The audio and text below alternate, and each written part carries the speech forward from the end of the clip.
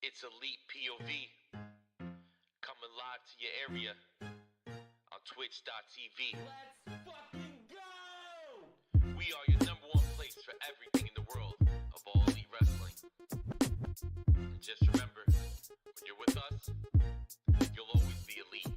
Yo, it's clear to see when you open up your feed that ain't nobody better than Elite POV. We bring the heat to your screen every week, cause ain't nobody better than Elite POV. So understand every time that we speak that ain't nobody better than Elite POV. Our 3 letters is all you'll ever need, cause ain't nobody better than Elite POV.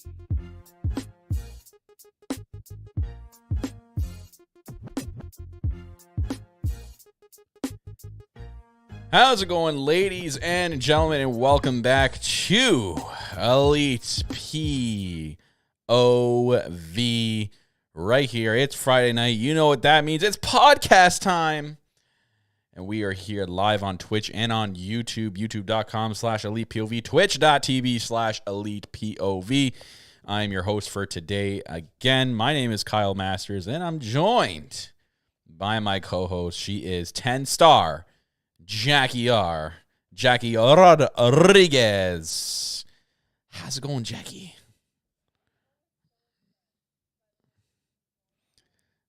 It's because I'm It's because I'm French. Yeah. Yeah. Well, Yep. It's embarrassing. Oh, we're muted. Hang on. All right, let's try that again. How's it going, everyone? Welcome to Elite POV, where it's podcast time, and you know what that means. It's Friday night. My name is Kyle Masters. We're doing take 2 here. I'm going to edit this out of the audio, don't worry. But I am your host for today, joined by my co-host. This is 10-star Jackie Rodriguez. Sorry, Jackie, you're doing take 2. Take 2. So now I'm going to have to tell everybody again How embarrassed you are.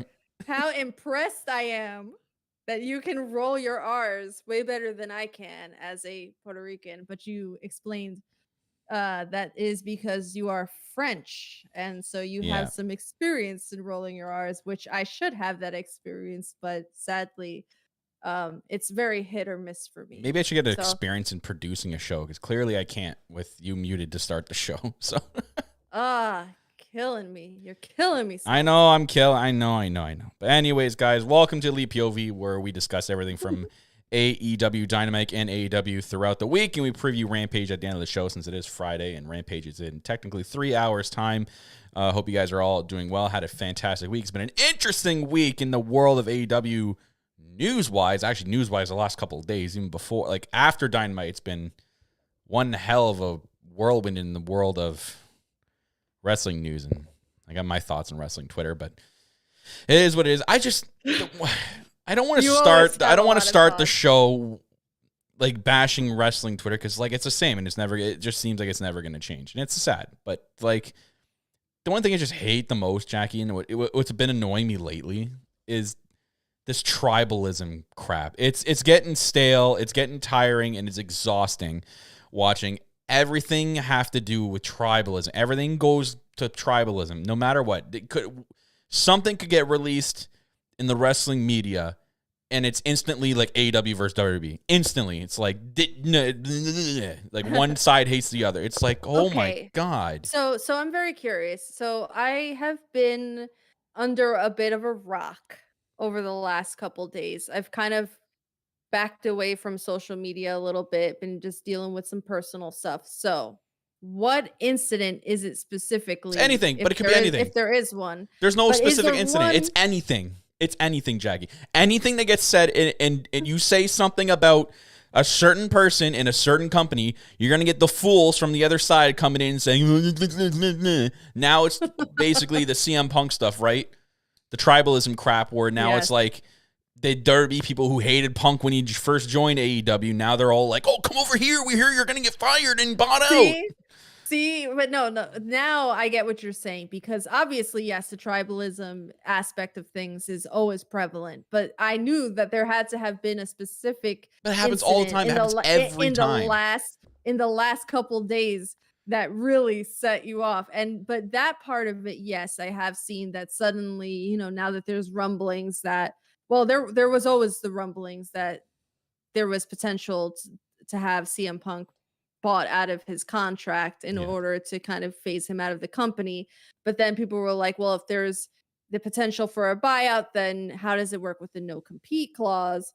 And then people are saying like, oh, well, he could potentially go back to WWE. And then, like you said, all of a sudden, all of these people that were just like F CM Punk are now like, hey, Hunter, pick up the phone and give Punk a call and let bygones be bygones. And it's like, wasn't Triple H the same one that said something along the lines of like CM Punk, let him be AEW's headache now? Like, I don't see. Regardless of that, who cares if he goes back? This is my point, though. Why does it have to turn to civil war on Twitter? Like, it's just like, guys, who cares? Why do you have to spend all day tweeting and commenting in people's posts about, well, actually, CM Punk, if he went back to WWE,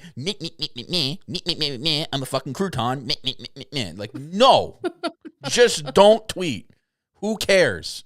Tweet your opinion on your profile, your own tweet, and that's it. Don't go looking for posts. Don't put a hashtag CM Punk in your search bar and click it. Don't click his name if it's trending. God. You can look. You could Don't go looking for posts.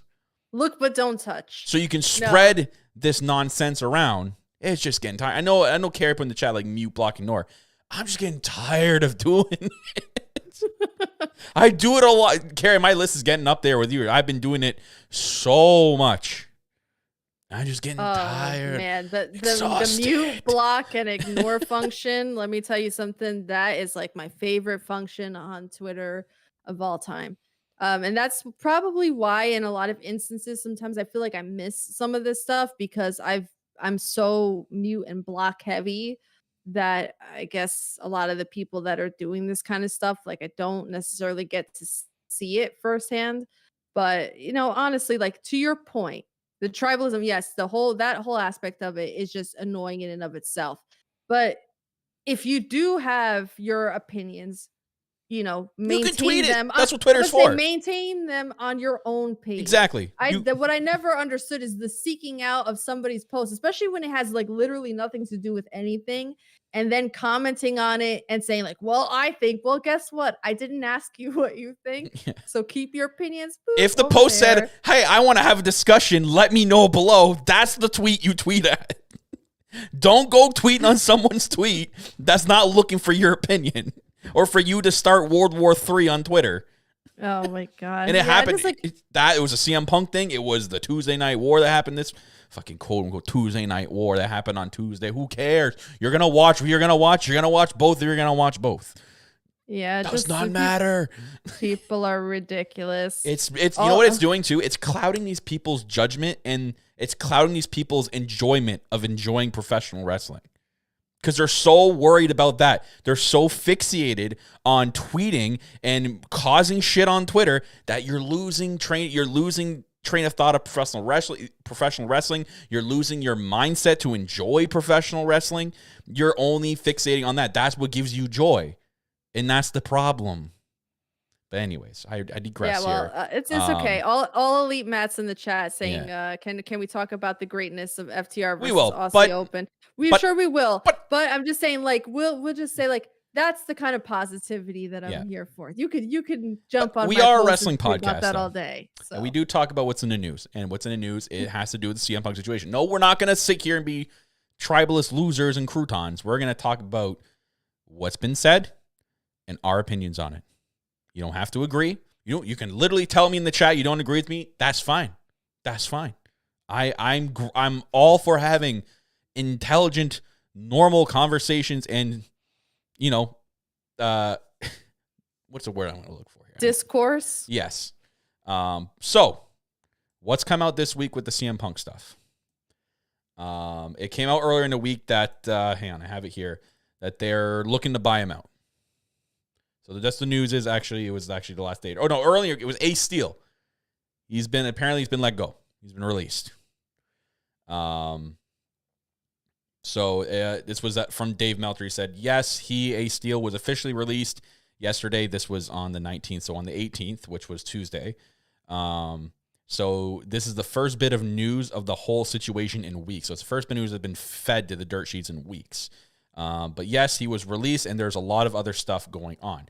So first guy bite the dust out of that whole situation, Ace Steel. He's gone.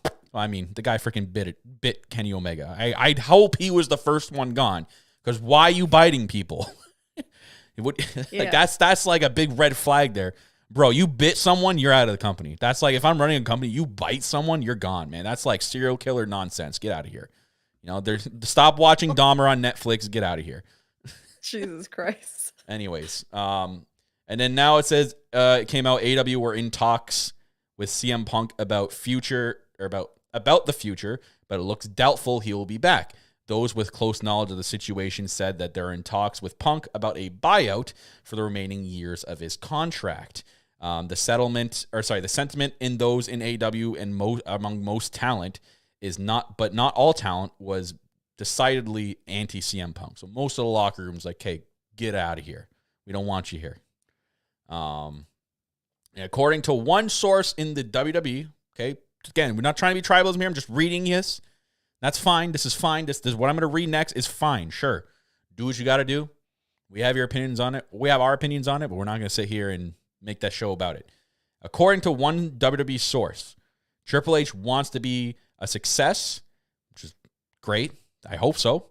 And make compelling programming more than anything. CM Punk back in the WWE is compelling programming, but I can't see it being a full-time deal like he was in AEW. This is by Fightful Select and Sean Ross Sapp. So he could go back. Sure, why not? I don't, my opinion is that if you're running WWE, if I'm Triple H and I'm seeing what happened with him in that locker room, I don't want that in my locker room. I don't want a chance of that happening in my locker room. Yes, he's a big name. Yes, he's the best in the world, all that stuff. Do I take you're taking a gamble with him of that happening in your locker room? We saw what happened with him last time. He walked out. If you want to take a gamble with that again, sure. Do what you got to do. But that's the situation. It looks like for sure they're going to be buying him out. Apparently, too, also the stalemate with that is the non-compete clause they're trying to decide over. So we'll see how that goes. If I'm Tony Khan, though, just let him walk. I know, you're running a company, and I know all the business stuff behind it. Just let him go. You know what? He's going anyways. You're keeping the elite, which is great. They're going to be back. Just move on. You know what? Just let him go if he wants to go. We don't know. That's even if the WWE even wants him back. We don't know that. So, and if he wants to go back, he literally ripped apart that company because of their schedule. The schedule hasn't changed in that company. It's still the same way. The only thing that's different from when Punk was there is Vince isn't there. But him and Triple H butt heads all the time. So why would he want to go back there? Yeah, I'm like the people in charge are not completely different than when he was there last. As far as the whole no compete clause being the stalemate, again, we always say this is all based off of hearsay and speculation. None of us are in the room. But if this is in fact true, that the stalemate is coming from the no compete clause, if I'm Tony Khan, and I'm not, but if I was, you're not? Okay. I am. I'm podcasting. You are a strong, here. independent woman. That's who you are. I'm here podcasting from my apartment in New Jersey. Oh, okay. I don't got that TK money. You're not doing the free meet and greet right now with fans? No, I am not.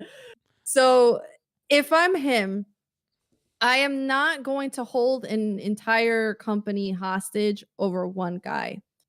And the potential of he can, if I let him go now and he can walk into WWE and be on Raw or SmackDown as soon as next week. What does that do for optics? Who gives a shit? Who really gives a shit? Because if it's going to crush the entire morale of your locker room to keep somebody who, everybody's not very high on, if it's going to potentially have 3 of your top people who helped you to create this company want to walk away from a company because morale is so low and they're like, you're basically choosing this guy over us. If that's the mentality, let him walk. And if he's going to show up on, theoretically, if your fear is that he's going to show up on WWE programming the very next day, then cut your losses, because the price of keeping him just to keep him is way too high. Exactly. I really feel like at this point, it's just like you took a chance and it looked like it was really going to pay off in the beginning, because nobody's going to sit here, and especially not the two of us, and try to act like in hindsight, like, oh, they should have never brought Punk back. That was the worst idea ever. We fucking loved Punk being back. It was great in the beginning. It looked like it was going to be a wonderful thing for the company. And we're not going to knock what he did in his time in the company. Yeah. But that doesn't mean it's not a mistake to hold on to him and potentially try to bring him back. Just let him go. Exactly. Nope. You said it right there, Jackie.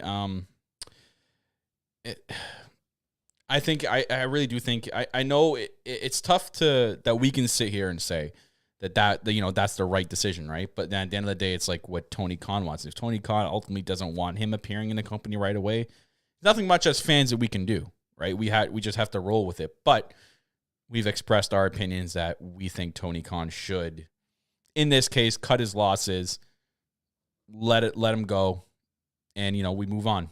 You know what I mean? Like that's it. Like clap your hands. You've already moved on with him not here, right? Like you've already moved on. So like there's no difference in whether he appears to WWE next week. Like I mean, yeah, it's gonna affect the ratings a little bit because there's gonna be those people that are loyalists to CM Punk and they're gonna go watch wherever he goes, right? It was like the same thing with Cody Rhodes. There were people that were dedicated to watching Cody Rhodes, and obviously they followed him and went and started watching WWE full time. It's gonna happen no matter what. So I agree with you that we should just cut our losses and then let him go. Yeah. If that's the case. Again, this is just what comes out. Yeah, we're just going off of what the speculation. Yeah. So besides that, it's a shame that he's actually leaving in a way though, because I think he could have been something here. And it's a shame it's only lasted a year because I think they could have done a lot with him. He really proverbially shot himself in the foot in this case, right? So yeah, he did. I think they could have done a lot more with him, and he could have eventually. I mean, we can't, it's wrestling. You never say never. Maybe eventually he does come back later in life as a coach. They kind of forgive each other. We don't really know. Stranger things have happened. Yes. In wrestling, a lot of strangers. I mean, Sting said he would never go to the WWE, and he showed up in WWE. So, anyways, so that was that. Another thing we'll quickly talk about because there was some news that was released about it. It ties into Dynamite a little bit. So at the end of Dynamite, Hangman Page was in fact hurt in a match. It was confirmed that he went and received medical attention. He went to hospital. I just love that he tweeted out his own, his own medical update in a way. And he was like, he was pretty much Hangman about it. And so it was written, and AEW did release a statement. They put Hangman Page was taken tonight by medical personnel to Cincinnati Trauma Center and diagnosed with a concussion. So it was a concussion. I was fearful that it was his neck. He was discharged, but will remain in AEW's concussion protocol. AEW and Hangman are grateful for the exemplary response, God, I can't read, and care of staff and local medical personnel, and are appreciative of all the love and support of fans everywhere. So, thoughts and prayers going out with Hangman for a speedy recovery. I really do hope he does recover soon, but it is concussion. You want to take... Tony Khan knows, especially with concussions, obviously, with his dad running an NFL team, he knows that the protocol over there. So they're going to follow it seriously. And even they're doing the same thing right now with Adam Cole, right? Adam Cole's out with a concussion. We haven't seen him in a while. Yes. He's been out for a while, and they're taking it seriously, right? Because concussions are not... In sports, concussions aren't a thing you take lightly. Yeah, we've seen over the years what being neglectful of repeated concussions can unfortunately result in. So they should be taken seriously. Exactly. And actually, Jackie, before we get anywhere, do you know what episode we are on today? We are on episode number 69.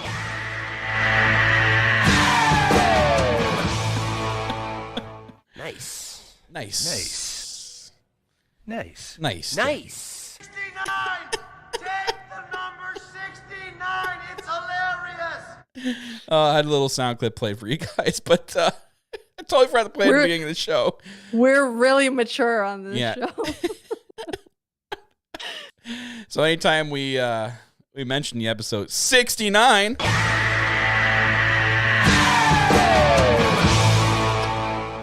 Nice. 69! Take the number 69! It's hilarious! I will play that clip. Anyways, yes, that is from the movie Goon. But yes, so, thoughts and prayers with Hangman, and we'll move on from that. Some more news. Ring of Honor news. It's pretty cool. Tony Khan says to Sports Illustrated, we have some great news about Ring of Honor weekly shows. The success of Death Before Dishonor on pay-per-view has ensured that there will be more Ring of Honor pay-per-views. We are having now Final Battle in December. I believe, I would hope that your boys FTR are going to defend their Ring of Honor belts at that pay-per-view, but unfortunately it's in Texas, so Jackie, don't know if she'd be making the drive down or fly down. I don't know. No, I will not. However, my boy Floyd Johnson Jr. will be representing for the FTR fam in full force. So he was there for Super Card of Honor. I was there for Death Before Dishonor, and he will now be there for Final Battle. So You know who you should have? He should have a sign there, and it says, "Hi FTR girl 6246927." And only we are gonna get that, and the people in our chat are gonna get that. That would 150% pop the boys. It'll pop the boys. But yeah, so that, and then he said that the weekly show most likely will be here in the new year. So I'm going to say in between January and March. So we're getting a new show. It's going to be on a streaming service. There we go. We got news. So that's interesting. I'm excited. I think now it's a little bit too late though to go back to our idea of taking out one at Dark Elevation. Now you might as well just do what you've been doing, right? Maybe like in December, start promoting it heavy. You know what I mean? Maybe start doing like Ring of Honor matches on Dark and Elevation. Give some space to on Rampage, maybe some Ring of Honor storylines to carry over into it.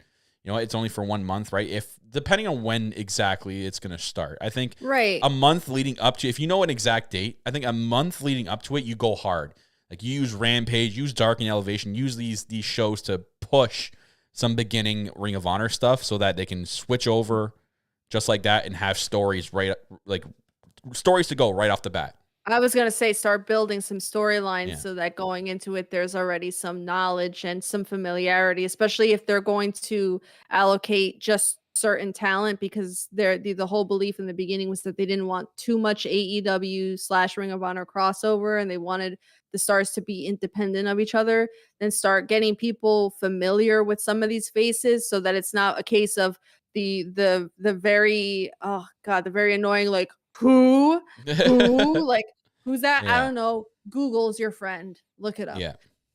But just kind of establishing people and getting them on the radar so that when the show finally does launch, people are already like interested and invested. Yeah. And I think depending on what our schedules are like, I'm hoping mine's a little bit freer by then. I think we're going to have an exclusive Patreon podcast that we promise to stick with. That me and Jackie, I believe, are going to do, or maybe Phil will be on there too, or Ant. But we have a name for it. I think we mentioned a podcast before, so we might as well reveal it. It's Honor POV. So it'll be a Ring of Honor podcast, just like this, but just talking about Ring of Honor, because it's going to be a separate entity. Tony Khan said in the past, Ring of Honor is going to be completely separate from AEW. It's not going to have any similar storylines. There won't be crossovers. It's going to be its own thing, which is great. I like that. Mm-hmm. Speaking of Ring of Honor, the world champion, Chris Jericho, signs a 3-year contract extension. So that's good for him. And in that extension, he got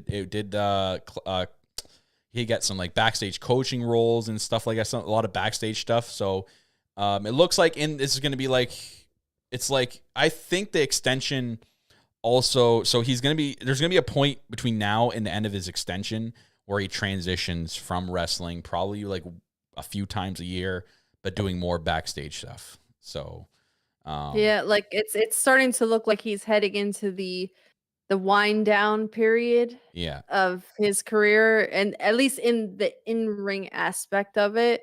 Yeah. But it's just so weird to think, because you look at how involved Jericho is in the ring and how he could still go like at a higher level. So even the thought of like in the next 3 years that he could be kind of like coming to the closers is like, he could wrestle 3 years. I mean, you know what I mean? Like he could be still going in 3 years. We don't know. He's still in greatest shape. He's still having banger matches. He's still having long banger matches. Like he's been having like 20 to 30 minute matches with like Bryan Danielson and Moxley as of late. So like, I mean, or Garcia, I don't know. He's been having 20, 30 minute bangers with people. But anyways, so that, good for him getting an extension. I know there actually were some people that thought that he would go back to the WWE, but it looks like he's full on sticking here. I mean, why wouldn't he, man? He helped build this company. Why would you want to leave that? But yeah, also, this is also cool, Jackie. AEW and Warner Discovery, I guess so the people at Warner Bros. Discovery are extremely happy with AEW. Like, they're over the top moon happy that they want to start producing out of ring stuff by AEW. So AEW talent and staff were informed this past week that AEW is set to produce a documentary show that will focus on the behind the scenes aspect of a group of AEW talent. And this is going to be produced by Warner Bros. Discovery. I think, okay, hear me out. If it's documentary style in the sense of, like, do you remember like how WWE did like 24? Yeah. Where it kind of like did like the lead up to like a pay-per-view or something like that, where it's very documentary style, reality based. Like that kind of content, give me all of that, because I love seeing like the build up and the stories behind things and stuff like that. They've done that, like small versions of that, like before. Yeah, this kind of like the road to, like how they do. So I think that we're gonna kind get of like stuff. an elaborated road to. So if it's like that, yes. If it's reality TV show stuff, like Roads to the Top / No, Total that was just Total that was. Divas, But if you notice, that was just No. Cody Rhodes, right? And look where Yeah, he's but back now. He's back in the know. land where that's what they do. But if it's gonna be like that kind of content, Yeah. no, like I'll pass. I don't think so. But yeah, documentary style stuff, yes, that would be really cool to see. Yeah. Some more bit of news. I want to go over this because I have an opinion on what she said. So your girl Thunder Rosa is in the news today. And she was on Busted Open Radio. She had some things to say, and I was like, some of the things you said, I think you probably should have worded it different. But let's go over what she said. But first, this all goes back to what Tony Storm said a while ago on Busted Open Radio. So Okay. It was earlier in the week, actually. So Tony Storm, this was a quote from her Busted Open Radio interview. That's kind of what's bothering me. I think that it's been bothering a lot of people because she, Thunder Rosa, is still calling herself the AEW Women's World Champion, and I'm the one here every week doing the work. So it looks like that kind of ruffles some feathers with Thunder Rosa, and now she came out and said the following. If you're in the back and you're in distress about me being the champion and me being called the champion, I don't call the shots. I have a boss and there's a booker. So if you are distraught about what is being booked, maybe you should talk to the booker. It is really hard when people are approaching you and they're still asking you, because I have some friends that still ask me if I'm faking an injury. And I'm telling you these are rumors that were started by one or two people, and they have just spread, and it's not fair. If you have something to ask, you can go to my YouTube and watch my YouTube videos. I have posted every time I'm in the doctor's office, showing you and explaining what's going on with me. They haven't given me any time yet. I'm coming back. I'm saying it's January. I'm hoping it's January. And again, if Tony Storm disagrees with what's decided in the back, that's not my problem. That is not my problem, Tony. In the meantime, get some wins under you, Tony, or under your belt, Tony Storm. You can talk shit about Thunder Rosa, and that goes for anyone in the back or anyone who feels they have a target on their back, because I'm still the champion. Well, I'm sorry. Have some respect. The issue I have with this statement is that when she says that it's up to the booker and the person in charge to keep her as world champion. Yes, in a way, no. You also have the ability. I hate that she doesn't act like she doesn't have the ability. She probably should have worded it different, because now it kind of makes it look like she can't go to Tony Khan and say, look, I want to be respectful. Take the title off me. I'll battle for it when I come back. Let's not do an interim thing. She's kind of making it seem like she couldn't do that, and that it's just up to their decision, and now is it. She probably should have worded it different, just a little bit different. But some words thrown back and forth between Tony Storm and Thunder Rosa, which is going to add some spice to their title match when she comes back. Some of that and I hate to be this person because I know people probably jump down my throat because some of that sounds kayfabe to me, brother. No, some of it sounds like it's working towards a storyline, because with her being injured and being off of TV, she cannot build towards anything in terms of storyline. But she also knows that in wrestling, out of sight, out of mind. If you are not on TV, chances are, if you can't stay relevant. So how do you stay relevant in today's day and age? You use social media. You use, in her case, she has the Busted Open radio forum. So you can promote yourself and you can promote storyline based things in that way, so that when she does come back, there's already that tension built and people will want to see that rematch. So I think it's tactical and it's smart to do things that way. I don't think she's being malicious. I don't think she's coming for Tony Storm's neck and trying to be disrespectful. I think that, honestly, I mean, is there some truth to what she's saying? Sure. But is there some truth in like a good portion of promos that are cut back and forth between people? Sure. The line is always going to be blurred. I wouldn't listen to, like, as you were reading that, I didn't read that necessarily as a shot taken or as a disrespect. I just think that they're playing around with blurring the lines of reality and fantasy a little bit. Okay. Yeah, I know what you mean. Yeah, I mean, ultimately, yeah, it could all be just a work. But at the same time, like, oof, but it still makes it, I know, like, it's croutons who are going to be like, oh, well, I guess Tony Khan or people backstage aren't easy to go talk to because she's saying, oh, it's up to them and I can't do anything. And it's not my say. I'm like, well, no, I'm sure if you went up to Tony Khan and said what I said in the beginning, like, hey, I kind of want to just drop the belt and then fight for it when I'm 100% healthy and, maybe fight my way back or do a storyline where I fight my way back. The fact that she said, like, I know they could have been, even if it's a work, they could have worded that better. Yeah, it could have. It's a pride thing too, perhaps, where it's like you don't want to be seen as the champion that just gave up and relinquished, when no other champion that has been in a position like that straight up just said, like, no, I don't want it. Even though technically Punk came to the ring when he was injured and he said, oh, I told Tony that I wanted to just straight up relinquish, and he told me no. But that is an interesting spin because she's saying that, the booker has the final decision. And in that case, where Punk is saying he wanted to relinquish and was told no, the booker had the final decision. So where's the lie? It's just, I say that because AEW is perceived as being so easy to go and talk to someone about something.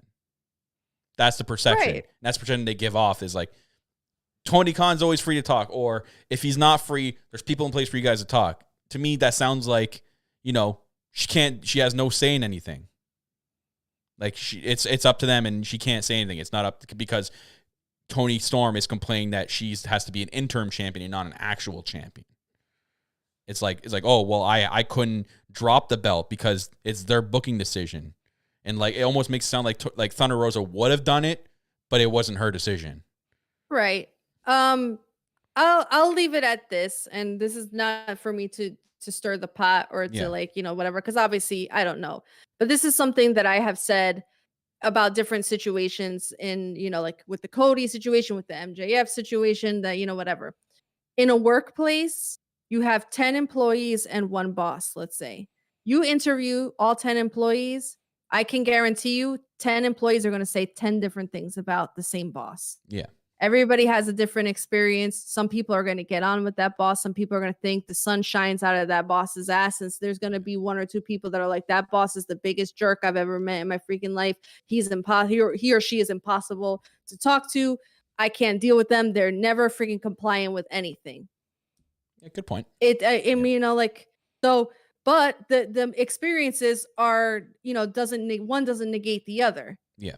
That boss could be really great to one person, but not really great to another. Mm-hmm. So you don't want to invalidate anybody's experiences based off of the fact that, some people say that he's great, but maybe he's not great with everybody. True. So. Good point. All right, so we're going to move on. We're going to talk about AEW Dynamite from this week, and they were live in Cincinnati, Ohio, Jon Moxley's hometown, because it was the main event of Jon Moxley versus Hangman Page for the AEW World Championship. It was titled Tuesday because it was moved on Tuesday this week, ultimately probably due to sports. Dalton Castle was challenging Jericho for the Ring of Honor World title. There was the Trios title match. I believe there was another title match, the women's title match. So it was a title Tuesday, but it was an actual... I said it during the show and I said after show, like, this Dynamite felt like everything made sense. Like it was a make sense Dynamite. Every story made sense. Every result made sense. Everything they did for stories made sense. Like there wasn't something I questioned going, oh, they could have done this in this direction. Everything that happened, I'm like, oh, okay, that's cool. I like that. I think that's a good idea to go in that direction. I felt that way for every match. So It was like you were saying, they were tying some loose ends. yeah. There was a lot of like open-ended, like where people were like, well, why is this like this? Oh, okay, well, we're gonna put the little bow on that. So it's like, there you go. Now you know what some of them was? Some of them was too, Jackie, is like, you have to have patience. Shit's not gonna be all revealed in 1 week. They have to build to a pay-per-view that's in the middle of November. It's still October. We have to wait until we get there. We can't spill the beans now, or else what are they gonna do for 3 weeks or 4 weeks?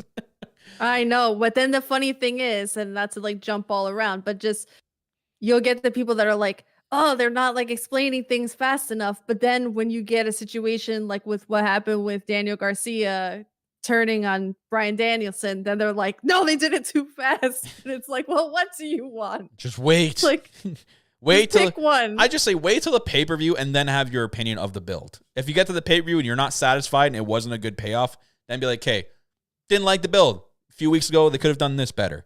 Just wait. Because ultimately, when we get to the pay-per-view, everything ends up being, fine. And the payoffs are usually, I'm going to say 9 times out of 10, perfect. So, anyways, they opened up Dynamite with the Trios Championship. I don't believe this was booked last week. Was this not a this week kind of booking? I don't remember this being booked last week when they were in Toronto. Like, I don't remember seeing this. No, After when I rewatched, I feel like it was booked in advance. Like it wasn't like a same day booking, but I don't think it was announced this the previous week. And if it was, it must have been during Excalibur's like auctioneer style announcements because I missed it. He could be a great auctioneer. I'm just saying. But Death Triangle defending their belts against Best Friends, Orange Cassidy and Chuck Taylor and Trent Beretta. Orange Cassidy fresh off his all Atlantic Subway North American South Pole North Pole title, but carrying it in his backpack, and which is great because he used to do that in Indy. So I'm glad they brought the backpack back. We're just missing the OJ. That's all we're missing now is the orange juice. So, anyways, this was a really great match. They really gelled well. They had a lot of good chemistry in this match as well. I really love the Death Triangle entrance. I think that's probably one of the best entrances they do in AEW, besides the House of Black one, which I still have my fingers crossed that they do come back and please do come back here in AEW. But great match, and then ultimately Death Triangle retain. I didn't think that the Best Friends would win, but after the match, Pac and Phoenix had some words together as the Englishman is not what? I'm reading this weird. Was there something that happened after the match? You mean like with the discussion or like the disagreement that they had? I can't remember, to be honest. I'm blanking on what happened after the match. So because Pac had tried to use the hammer during the match. Oh, right, that. Okay. And I'm seeing what's written down here. I'm like, wait, what? No, Pac had tried to use the hammer during the match, and Phoenix stopped him. Yeah. So he got pissed off, and so like at the end, they were kind of like having they were having it out. So I'm wondering though, it's like Phoenix being the benevolent force of the Death Triangle, trying to get him to play it clean. But Pac is are they doing a deception angle? Like what are they like? What was that about? Like I'm watching that and I'm going like, I feel like if they're not going to go fully through with them like falling apart, then why are you doing this? You know what I mean? I don't know, but like immediately to me, it's like just the thought of Pac versus Phoenix.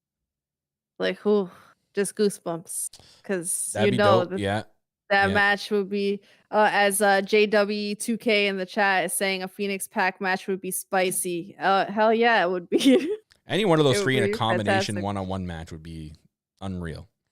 Yeah, but it's just something about Phoenix though, man. Phoenix is just like It's an great. unbelievable, like in that match in particular, like just in any freaking match. I don't know what it is, but like if Phoenix is in that match in a multi-man style match, my eyes are always on Phoenix. Like wherever he goes, my eyes are going because you know he's gonna do some shit that's just gonna like blow your mind. And Mr. Defying Gravity over there. Yeah. But no, that was a kick-ass way to open Dynamite.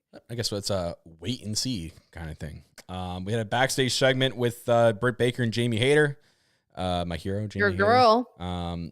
They're not happy about the title match tonight, and Britt promises that one of them will be holding gold by the end of the year. And please let it be Jamie Hayter. Please let it be Jamie Hayter. Ain't gonna be Britt. Yeah. So then we have at 8:20 p.m. Eastern time, Toni Storm versus Hikaru Shida for the interim AEW. Well, we have a first-hour women's match. There hasn't been one since I was in Buffalo with that sign. I've sent the voodoo over, and it looks like it worked. But we had the interim AEW Women's World Championship match. Great match. Very, very great match. I really had fun watching this match, and these two really killed it. Toni Storm ended up winning, and we had a lot of cool stuff that happened after. So as soon as she won, Jamie Hayter and Rebel begin to attack Toni Storm.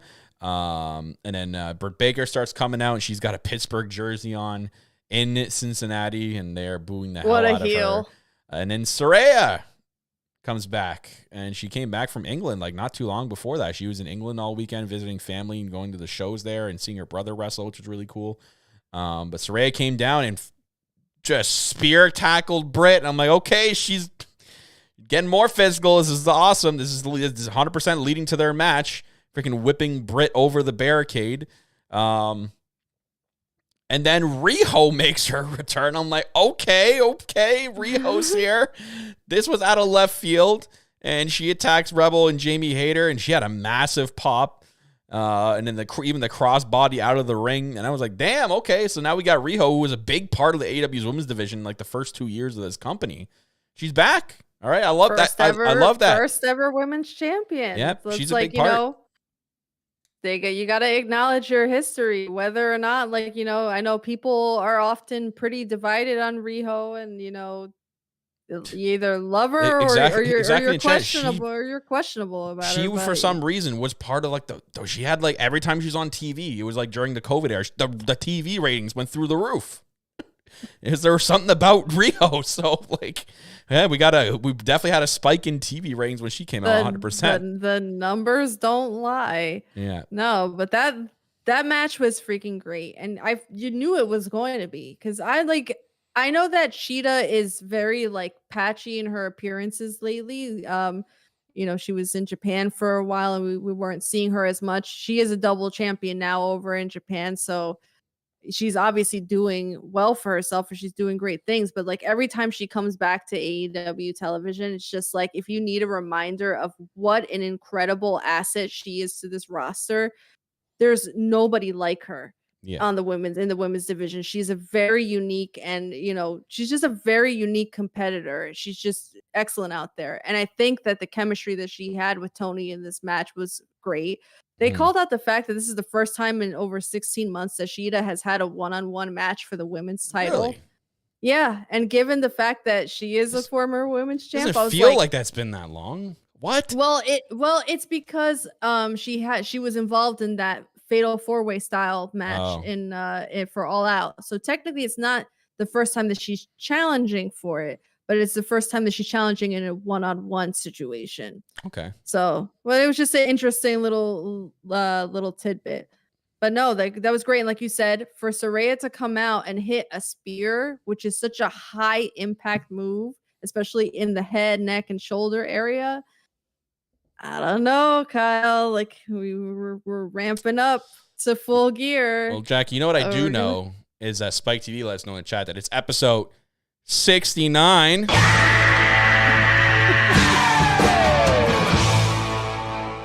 Nice. Nice. Nice. Nice. 69! Take the number 69! It's hilarious! Thank you for letting us know there, Spike TV. Or Spike TV. In case you're just tuning in Yeah. and you wanted to know what episode number we were on, we'd never acknowledge the episode number this much unless it's like a milestone episode, like, oh guys, we're on episode 50. This is great. You know, it's Yeah. like, no, but episode 69. You said it. I had to play it. Nice. Nice. Nice. Nice. Nice. 69! Take the number 69! It's hilarious! This is a milestone episode. Adam's right. But yeah, great woman segment in the first hour, nonetheless. Perfect. Thank you. There was a short. More of this. Yes, more of this, please. Let them just do 8:30 every week. I'm fine with that. But you know what? Or a mix. You know, maybe sometimes they will be at 9:30. You know, if they flip back and forth, sure. You know what I mean? I'm fine with Do that. both. Yeah. Do both. Do one in the first hour, Yeah. one in the second hour. Yeah, Jade, like she's Woo. TBS champion. Why is she on TBS? Anyways, so I complain about that too much. I'm tired of complaining about that. So I'm done complaining about that. Anyways, we got a video package of Wardlow and Samoa Joe talking about the Kingdom, which is the new faction. I don't know if they're going to be in AEW or Ring of Honor. Really, I didn't look into it. I assume they'll probably go to Ring of Honor. But Maria, Mike Bennett, and Matt Taven. So I'm glad that they're going to be feuding with that. I think it'll be a cool feud. But I do want to see Wardlow get into some singles feuds. I don't know what the hold up there is, but it is what it is. Renee Paquette was talking to your boys backstage, and Yes, she was. and they admit that there's a big target on their back, but they want the AEW World Tag Team Championships to add to their collection.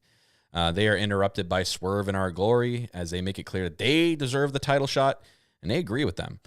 Keith Lee claims that his partner down and says that they both deserve to.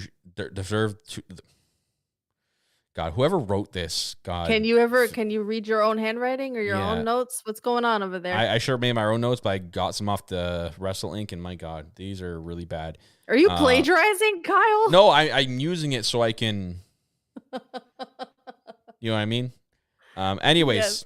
I loved when we got the Indubitably line by Keith Lee, which was great and fantastic. But it looks like we're going to be heading towards a number one contendership between FTR and Swerve in Our Glory. And if they don't make FTR win that number one contenders match, you are going to blow a gasket. Oh, get ready, because I mean, this was one of the loose ends that you were talking about in terms of tying up, because we've been asking the question for months and months, like, Yeah. why is FTR the number one contenders for this long and haven't challenged for the AEW tag team titles?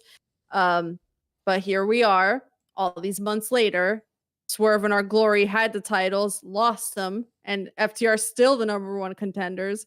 So, you know, for them to acknowledge it and call it out on TV, on the program, and then to like add the twist of Swerve and Our Glory to be like, yeah, all of a sudden you care about it. You've been off doing all these things for other promotions, and now you want to complain about the AEW tag titles. Well, you know, we've already been doing things over here on this territory. So, you know, you want the number one contendership, let's fight for it. Yes. And so bottom line is that match is happening next week. Swerve and Our Glory versus FTR. You know, it's going to be a freaking banger match from both teams. Yes. It's like to be, yes, they should win because the most over tag team in their division right now. Spike Still. TV. Should they win? Yes. If you don't want to see If you me keep them number one lose contenders, my mind, if they're number one contenders since April, they're still number one. They're still number one contenders, then they have to have their title match. They've been number one contenders since April and haven't had their title match. Doesn't make any sense. Listen, let's put it to you this way. I don't look good in the color orange. Okay. So Neither do I. if you I've worn if you orange before. don't, It's absolutely horrible. it's an awful color. That's why I for wear us black all the pasty time. People. So if you don't want me in an orange jumpsuit, they better win. Just saying. Jay Lethal is shown back. This was an interesting segment. I was weirded out at first, but I'm like, okay, this is kind of cool. Jay Lethal was shown backstage requesting a match with Darby Allin. Darby Allin agrees. Obviously, he's going to say yes no matter what, and says he'll beat him again. Sanjay Dutt then says that they know Darby Allin's weakness, and this leads to the two men jumping him. And I'm waiting for Sting, and I'm like, okay, Sting's just not going to appear, I guess. And they put him under that freaking like metal door, and they drop it on him and crush his ribs. And then Lethal goes to the other side and applies the figure 4 while the door is down on him. I'm like, what the hell am I literally watching here? Oh my God! It's Shout so out to my brother Nate and Frankie Bebop, who are not in the chat tonight because they're actually Frankie en Bebop. route to my house right now. Frankie. But yeah, Nate was like, "Oh, I love how gingerly they dropped the door on him. Don't want to crush the man. Just gingerly, just gently drop the garage door on him." Oh, these backstage segments, man. But then we go into an unreal segment where MJF and Regal in the ring, and MJF cuts a promo that just adds, I tweeted that he's just adding zeros to the end of the dotted line in 2024. This promo was incredible. It was great. Just him going over the fact that he was in NXT and Regal was a coach, and basically Regal's the one that's basically cut him, and he still has the promo that was saved in his phone that he was going to cut on Regal in their one-on-one, and it's just like, this promo was extremely intense, and it was so good and so well delivered that you pay, no matter what MJF asked for in 2024, you pay him and you lock him into like a 10-year deal. Like, you don't let him go anywhere. Put him in a bear trap. It was so good. And it was so good that before Regal could even say anything, they were booing him.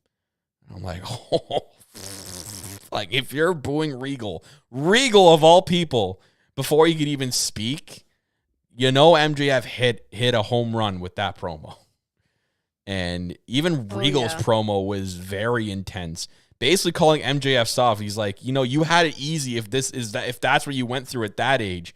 Do you know what I went through at your age? I had to wrestle men and get beat up every night and had no one to go to and cry myself to sleep and wanting to quit, but getting up and with a bloody, like, blood coming out of every hole possible, and kept fighting at 16 years old. 16. So, like, and then he's like, and you're upset only about an email? He's like, you've had it easy, my friend. And it was just, oof. Like, he cut back right at MJF. This was so well done. So well done. And, like, he turns his back on him and, like, wants him to punch him in the head with the ring, and then he doesn't. And then MJF tells him he still has a lot to prove. And I'm like, oh, do I ever smell a Regal heel turn on the Blackpool Combat Club? And I guarantee you he's going to be MJF's manager, and they're going to align. What? Yeah, that's first, where you think this is going? First thing that went through my head, and I didn't say it while we were watching. I'm like, I'm not going to say this for the podcast. I think Regal's going to turn the Blackpool Combat Club. MJF's going to go up against Moxley, and he's going to turn on Moxley. Wow, that would be a hell of a swerve. But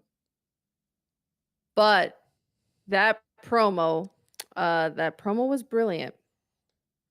And sorry, Nate, like I said, is on his way, and he's just letting me know what the progress is. Hi, Nate. I have to make sure that they can actually get into my apartment. And Frankie Bebop. So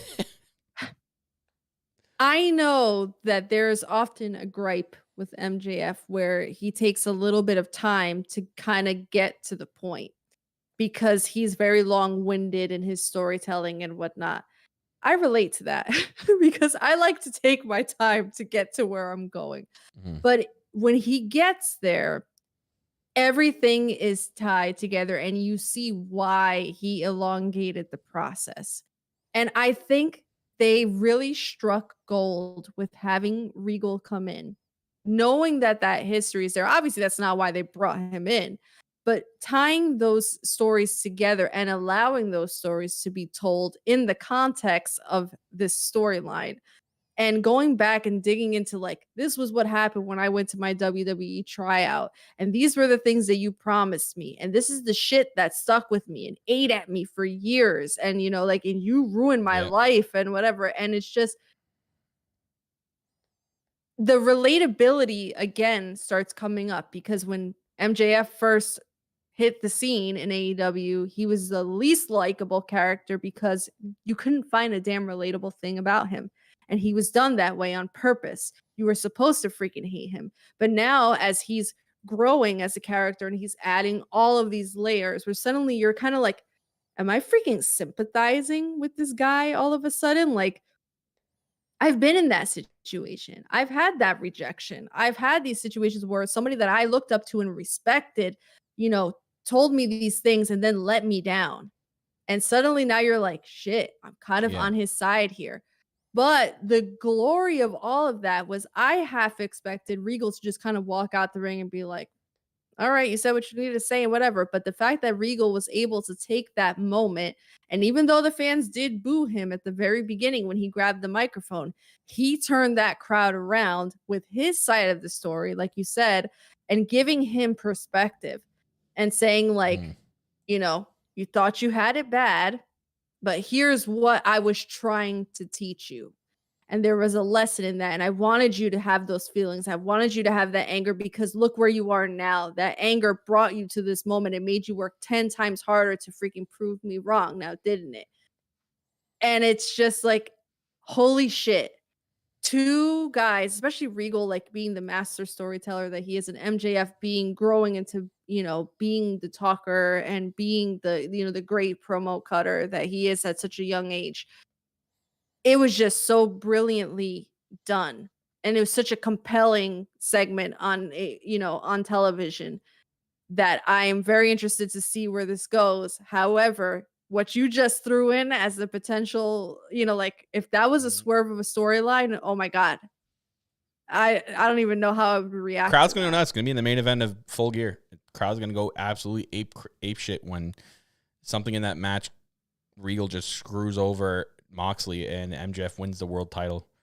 It's like if Regal's going to like hand MJF the brass knucks or something like that. It's my guess.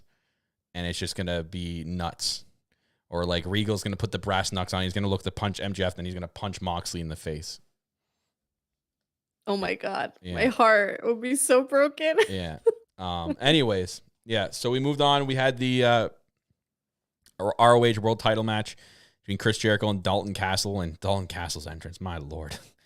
Unbelievable. A sight to behold. Yeah. Unbelievable. Also, I forgot to mention Renee Paquette. There was a backstage segment with the Acclaimed, and on tonight it will be titles versus trademarks. I'm actually excited to watch that tonight. Paquette sat down with Danielson, and Yuta. I think it was Danielson and Yuta she sat down with. Yes. Mm-hmm. And that was intense because Yuta basically calling out Jericho Yuta calling out Danielson for not seeing the whole time, like not seeing that Garcia would turn, and Yuta saw it the whole time, and that got pretty intense. And he was offended. Yeah. Like he looked like he was offended, almost like you didn't notice because you weren't paying attention, almost like you're not paying attention to our concerns. Yeah. And he asked Danielson how he wasn't surprised by what happened last week, and he says when he bled for the Blackpool Combat Club, he thought it meant something, but clearly it doesn't to Danielson. And I'm like, oh, okay. It's intense. And this is what makes me think that the Blackpool Combat Club is fading away, and then why Regal is going to be joining MJF. I mean, but then when you put it that way, if the thought process that we have is that Mox is dropping the belt at Full Gear, then he's going to go on vacation. The vacation he was supposed to go on. The vacation he was supposed to go on. Yeah. It would make some sense. Oh my God, Kyle, you broke my damn heart. We'll see what happens. Anyways, yeah, get your BCC merch now because it's probably going to be gone and be in the alumni section of the page. But anyways, Chris Jericho versus Dalton Castle. It was a great match. You know, it was a Ring of Honor World Title match. Castle I can see it. He's slowly. It's taken a lot of like the AEW fans that really didn't know about him to get over with them, and I think it's slowly happening. I can see it a lot on Twitter, even in the crowd. So good for Dalton Castle. I imagine he'd probably go to Ring of Honor when it starts, or if he stays here, I think that would be fantastic. Character-wise, he's so phenomenal. Yeah. Like that promo that he cut on that road to. That was really Ooh, good. that was really good. That was a hell of an introduction. And there was a couple of times here at the end, they had a lot of near falls, and I'm like, oh, okay, that would have been interesting if Dalton Castle ended up winning, but Jericho wins. Again, he's continuing the storyline. He's taking out all the former Ring of Honor champions. After the win, he tells everyone to honor him. He's taking out all the champions and ring announcers and even commentators. He goes to grab Ian Riccaboni, and then freaking Jerry Lynn comes out. I'm like, oh, so he's going after former world champions. I'm like, okay, so Adam Cole's a former world champion. Is he coming out here? And I didn't get my wish. We had a tombstone. Worked yourself into a shoot, brother. Yeah, we got a tombstone instead, a pile driver of Lynn onto a title. And I don't think Jerry Lynn's wrestling because he can't wrestle. So I wonder if Adam Cole's coming back soon, and that's going to be Jericho's like big test with this, him going up against former Ring of Honor world champions. Because there's not really, like, there is a lot of former world champions, but you think about it, who he can actually face for a compelling storyline in the end. Like, what's going to be the end goal of this? Like, who's going to be the one to like stop Jericho or even have like the biggest test against Jericho? It's Adam Cole, because there's no former world champion that's going to be that believable that he can face. Punk's gone. Punk's sure to be gone. Cody's in another company. Christopher Daniels ain't it. Yeah. Jerry, Joe, unless like Joe, like Samoa Joe. Joe would have to lose his television title. Did Joe ever win? Yeah, Joe must have been world champion at one point. But I mean, I think it's going to be Adam Cole, to be honest, if and when he's cleared. So can I just like put it out into the universe, please? Adam Cole, the wholesome little cinnamon roll of a human being that he is. I miss Adam Cole so much, please. yeah. Just I don't want him to come back if he's not healthy to come back, but I just want him to be healthy so he can come back. Please. Now. And it could be Daniel Garcia too. Kerry has a point. Like, it could still roll with that storyline. Maybe he turns, but like he's turning back and forth. Like, how many times are they going to do that? You know what I mean? Like, he was bad. He was with the JS. Then he went good. Now he's back again. He's going to go good again to face Jericho again? Well, he never fully went away from the JAS. Like, he had some dissension, but he never fully turned his back on them. So I don't know. I don't know. Still. Long-term storytelling, Kyle. I guess. Gotta roll with it. So we moved on to the world heavyweight title, the main event, Jon Moxley versus Adam Page, Jon Moxley's hometown. Great match. Fantastic match, but oddly enough, ended up ending 10 minutes early. Page got hit with a King Kong lariat from Moxley, which it looked fine at first. Even the replay, it looks like a normal spot, but something must have happened and it connected with Page, and Page, they ended up stopping the match, which it was tough to know if this was like the actual finish or not. But even when they were cutting to the commentators and not really showing the ring, I still was like, but like, is this story because like they showed MJF earlier in the match not in his booth anymore, and I'm like, there's still alluded time. Maybe they're gonna actually have MJF cash in. Maybe he went to go into his ring gear. You know what I mean? Like, it was tough to believe it was real right away. No, I'm like, I don't know. For me personally, maybe it was just a feeling, but I knew something was wrong. It was just the fact that they went and they started showing the advertisements for what was going to be happening the following week. It was the stuttering in Taz's commentary, because yes, they are trained actors. That's tough though. They stutter but they stutter in other stuff too. So that's really, it's, to me, it was hard to believe right away. It was stuttering in fear though. I can kind of like, I don't know, like, this is gonna like sound like very weird. He could have been acting, right? Like, what if he was a good actor? He could have, but there's just, it's something about, I can't explain it. I'm very intuitive, and it just felt very real, and I just got a really horrible feeling, and it's the Yeah, worst. and again, chat, I it's the know he worst was fear. unresponsive and stuff. I'm just saying, at the time, not now, at the time, it's in wrestling, professional wrestling, where there's a lot of acting, right? And stuff like that. And literally right before this happened, they showed up in the skybox. MJF wasn't there, right? And he was watching with his casino chip. You don't think that what's going through my head and a lot of other people's head is like, oh, there's 10 minutes left in the match. They're going to pretend Hangman's out of it so that he doesn't get pinned in the match, and they just call off the match. And then MJF comes out to cash a chip. Yeah, no, there's definitely scenarios in which it could have been. He came out dragging the referee. It could have been worked that way. It could have. I'm not taking that away. I'm not taking away from anybody that questioned it from the beginning, thinking that it could have been storyline based. That's not what I'm doing here. Like, if you thought that it was like storyline based, I don't blame you. Even then, Carrie, though, going... it also played factor into the night it was. It was Tuesday night where they're going head to head with NXT. You don't think that again, running through my head at the same time is like, hey, what crazy shit are they going to try to pull off to try to, crack the rating or be better than the other show? Because clearly both shows were trying to outbeat the other. WWE was bringing all these WWE guys over to NXT to try to crush AEW. AEW put on all these title matches in one night to try to crush NXT. It was just, at the time, it's like, what's going through my head is like, oh, what crazy shit are they now going to do to try to make the ending of this match go not a normal title match?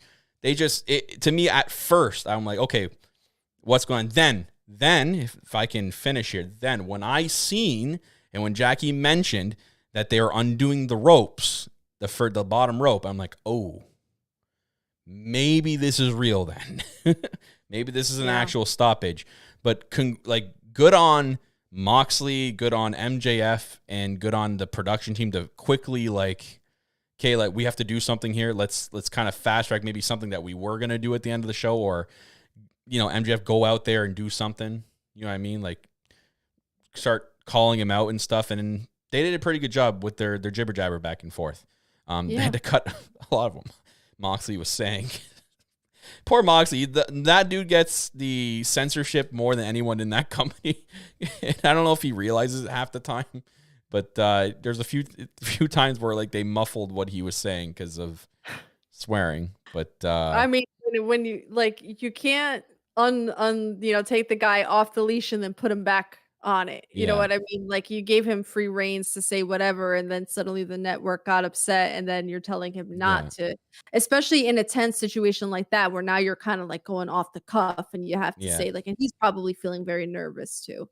But shout out to Paul Turner, the ref for that match, for calling that injury as quickly as he did, because he saw that instantaneously that something was wrong, called Doc Samson over. So the protocols were in place, and they got that taken care of. But to me, I've said this numerous times, Mama Jackie over here, or Mama Jax, it's my worst fear to see somebody get injured on live television. And that was what the case was. I'm very glad that in the scheme of things, I don't ever want to say it's just a concussion, because it's never just a concussion.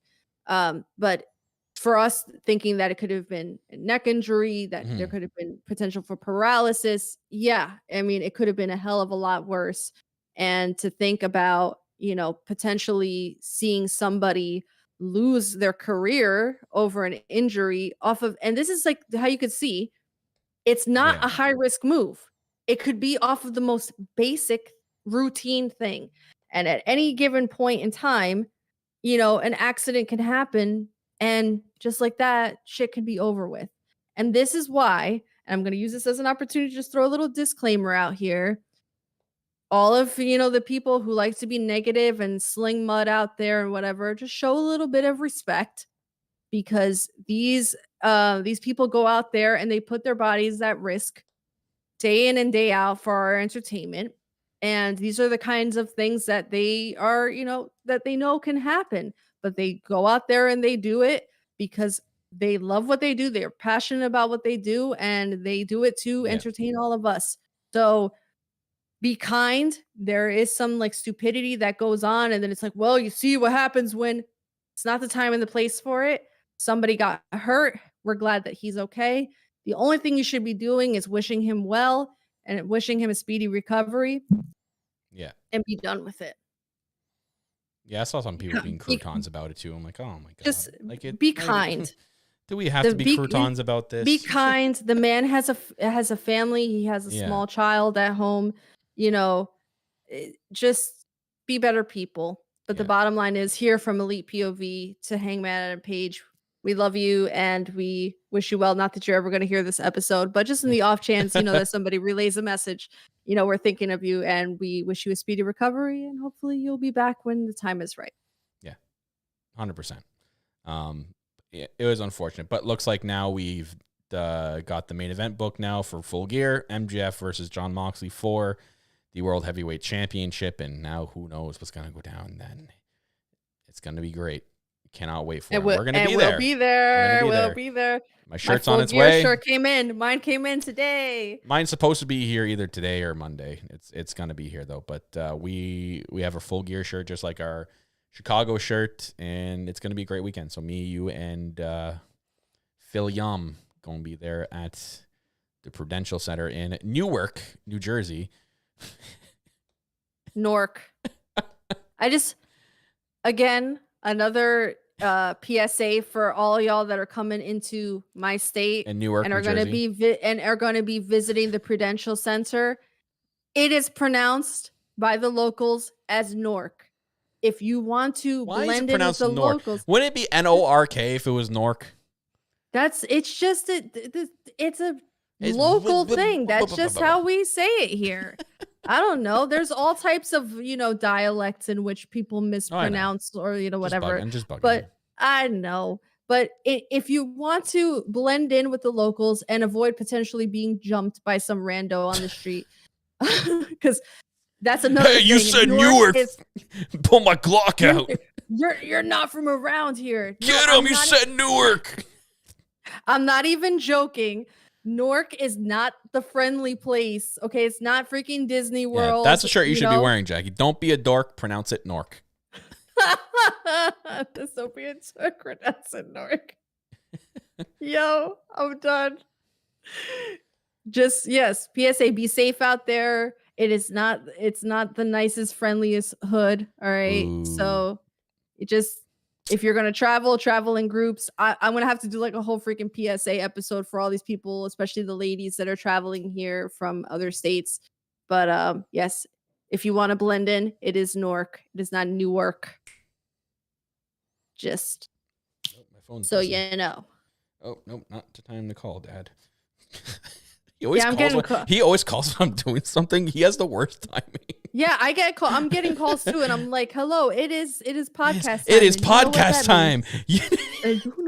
And you know what episode it is.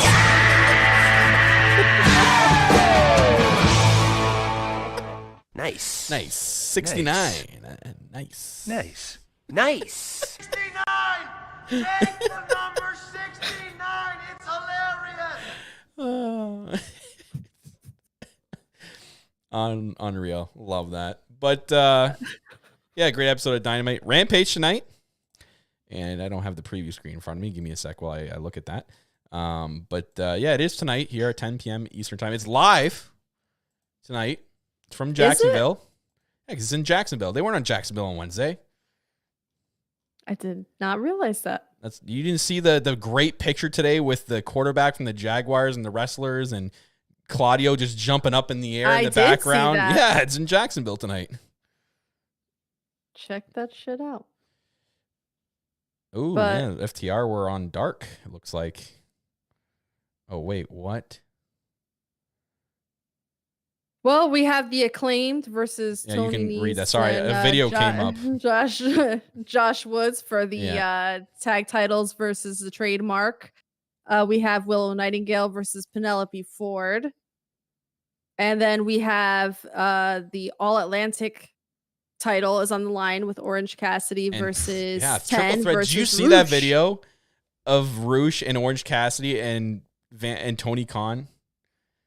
You need to No, watch I this did video. not. If you guys haven't watched it, it's hilarious. Like they're Roosh and Preston Vance are arguing, then freaking Orange Cassidy comes up from behind the bar behind them, and then pulls his title and goes, "Hey, yeah, I'm champion. How about that?" And he like tells him like, "How about I defend my title against both you guys in a triple threat match?" And then he looks over to his right and goes, "Tony, is that okay?" And then Tony Khan's at the end of the bar drinking a beer, going, "Yeah, I like that. Let's book it. Book it." I'm like, what? And I'm like, I tweeted today, I'm like, this is gonna, and someone put the clip of it going, "Yeah, book it." And I'm like, this is the new meme. But yeah, Oh there's my that God. match. Hook and Daivari. Yeah, but Hook and Daivari, Preston Vance, Cassidy, and Roosh in a triple threat for the All Atlantic title. Penelope Ford and Willow Nightingale. It's going to be a great match. And the Acclaim versus Varsity Athletes, which is the World Tag Team Championships titles versus Trademark. Happening That's what they're tonight. calling themselves. I Yeah, have Varsity some breaking. Athletes. I have some breaking news here, by the way. Yeah. This just in, I got a text from Papa POV, Oh, Papa and POV. he says, and I quote, "I love the 69 sound bit, crying laughing emoji." So I guess you could say the 69 sound Popped. bit pops the boy. Pop the dad. Pop the papa. Anyways, yeah, it's happening tonight, guys. Rampage looks like a really good show. Hope you guys all enjoyed our show. We are available on audio platforms after this episode is done. I'll try to get it processed by later tonight. But replay is available on Twitch and YouTube.com/ElitePOV. Make sure you guys are, if you're on the YouTube side, or if you want to, just to help us out, go over to the YouTube side, hit subscribe. It is free to do that. It's also free to hit the like button on the video as well. That helps us tremendously. So go over there and hit the like button and subscribe for us on the YouTube page. We're trying to get our goal of 1,000 subscribers, and we can start monetizing on YouTube and maybe do some fun stuff there. So that helps us out. And again, free to subscribe. So make sure you go over there and subscribe there. You don't got to pay for subscriptions like here on Twitch, but you can follow us for free here on Twitch as well. But yeah, guys, we're usually here live every Friday, sometimes Thursday. So that's why you want to follow our Twitter account, twitter.com/ElitePOV for all updates concerning the podcast. We tweet anything concerning the podcast on our Twitter account. You can follow myself at AllEliteKyle. You can follow my co-host at LoveYouMake. Is 24. Did I get it right? Yes, you did. Okay, Love You Make 24. That's Jackie Rodriguez. Great follow. Make sure you go follow her. And yeah, we'll be back next week. Hopefully, maybe a 3-man crew, maybe a 4-man. We'll see. We'll see what happens. But besides that, thank you guys all for tuning in to. Oh wait, I forgot to do this in the beginning of the show. Now I forgot to do this at the end of the show. If you want to support the podcast in other ways, we do have a Patreon page, patreon.com/ElitePOV. As little as $1 a month can support the podcast in any way. We'll try to get content out to you guys right now. It is a little tough. We always seem to be getting into some busy stuff. We have plans to do stuff for Patreon, then life goes, but you can still support us that way if you like. We do have a merch store. Don't go to ElitePOVmerch.com. It's probably not going to work. We'll try to get that link fixed. I meant to do that this week and talk to Phil about it to get that link fixed, but for some reason the link won't work. But we do have a merch store. But if you go onto our Twitter page at twitter.com/ElitePOV and you click our link tree, you can still link over, I believe. So yes, so try go to the link try tree. that. Yeah. If you want merch, go to the link tree. Anyways, guys, that's going to wrap it up now. Oh, wait, I still want to promote this, and we're going to promote it every week until it happens. There's a charity stream going on. We do have the fundraiser stream happening in November coming up with our good friend twitch.tv/HempUT, and all proceeds for that are going to Nate's Surgery Fund. There'll be prizes and giveaways, HempUT and Friends' fundraiser streams every weekend in November, playing Fortnite, Jackpot games, and Draw Sausaurus. But again, all proceeds are going towards Nate's Surgery Fund, which is Jackie's brother. So it's a good cause, guys. Go check that out in the month of November. But now I can end the show with thank you for listening to another episode of Elite POV. God, that was so over the top. So extra. That was too extra. But guys, remember, we love all you guys. Stay safe out there. Take care. And remember to... Oh, God, I'm screwing up the intro. You can do it, And Jackie. remember... You go. Thank you. You don't need a hat to be a cowboy. We'll see you next week. There's a voice that keeps on calling me down the road. That's where I'll always be. Every stop I make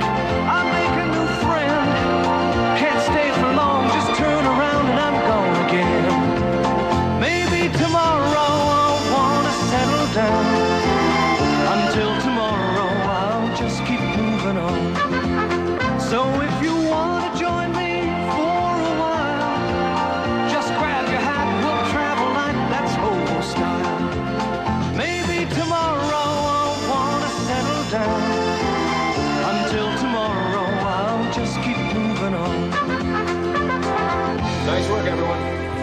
Sharp.